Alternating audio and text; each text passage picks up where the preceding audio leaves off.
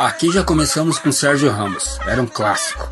Esse sofreu na mão do Ronaldinho, nos pés quer dizer, né? Gerrard, dizem por aí que depois desse encontro ele nunca mais foi o mesmo. Xabi Alonso de Deus, que caneta foi essa? Veio de garfo, né meu filho? Não, aqui virou café com leite nos pés do bruxo. Gattuso sofreu.